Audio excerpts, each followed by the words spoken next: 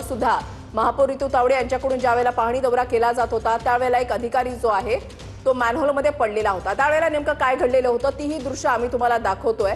आणि ज्यावेळेला तो अधिकारी पडला त्यावेळेला ऋतू तावडे यांच्याकडून दुसऱ्या दिवशी एक स्पष्टीकरण देण्यात आलेलं होतं की मी त्यावेळेला तिथे होते आणि ती व्यक्ती मुद्दामून पडली का याची चौकशी करण्याचे आदेश ते देण्यात आलेले आहेत। त्याची चौकशी नक्कीच केली जाईल असं महापौरांनी त्यावेळेला सांगितलेलं होतं।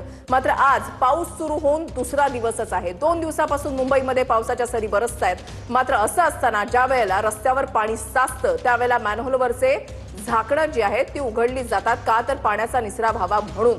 मात्र ही घटना नेमकी का घडलेली आहे, कुणामुळे घडलेली आहे हे जरी समोर आलेलं नसलं तरी सत्य परिस्थिती हीच आहे की हे मॅनहोलचं झाकण उघडलेलं होतं आणि या मॅनहोलमध्ये अन्सारी नावाची एक व्यक्ती पडली। दुसऱ्या चेंबरमधून तिचा मृतदेह बाहेर काढण्यात आलेला अशी माहिती आमदार लांडे यांच्याकडून देण्यात आलेली आहे।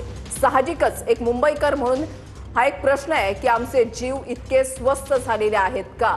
गेल्या 2 दिवसांपासून ज्या पद्धतीने झाडांची पडझड होतीये, विद्यार्थ्यांचा मृत्यू होतोय, विद्यार्थ्याला जीव गमवावा लागतोय, त्याच्यानंतर एका व्यक्तीचा मृत्यू होतो मॅनहोलमध्ये पडून, मग आता मुंबईमधल्या रस्त्यांवरून चालत असताना पावलं नेमकी कशी आणि कुठल्या दिशेने टाकावीत हे सुद्धा जर प्रशासनाने या संदर्भातलं मार्गदर्शन केलं तर नक्कीच बरं होईल। ही 2 दृश्य आम्ही तुम्हाला दाखवतोय। अधिकारी मुद्दामून मॅनहोलमध्ये पडला का याच्या चौकशीचे आदेश एकीकडे देण्यात आलेले होते महापौरांकडून। त्यावेळेला नेमकं काय घडलेलं होतं ते आपण पाहताय। या ठिकाणी सुद्धा पाण्याचा निचरा झालेला नव्हता। बाजूला जो आहे तो येलो कलरचा बोर्ड जो आहे तो या ठिकाणी लावण्यात आलेला होता। मात्र तरी देखील हा अधिकारी पडला, त्याच्यामुळे तो मुद्दामून पडला का याच्या चौकशीचे आदेश त्यावेळेला महापौरांनी दिलेले होते। मात्र ती जर ही दृश्य आपण नीट पाहिली तर या ठिकाणी मॅनहोल आहे की नुसतं रस्त्यावरचं पाणी याचाही अंदाज काही येत नव्हता। कारण पूर्ण रस्त्यावर जर आपण पाहिलं तर त्या ठिकाणी पाण्याचा निचरा होतोय, मात्र या मॅनहोलमधून पाणी जातंय। मात्र या ठिकाणी मॅनहोल आहे हे कसं समजणार तर त्याच्यासाठी एक बाजूला एक येलो बोर्ड लावण्यात आलेला आहे।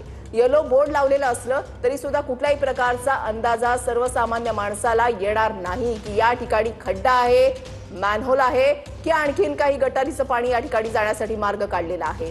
तर असे प्रकार जे आहेत ते काही दिवसांपूर्वी घडलेलं होतं। दुसरीकडे आज मॅनहोलमध्ये पडून एका व्यक्तीचा मृत्यू झालाय।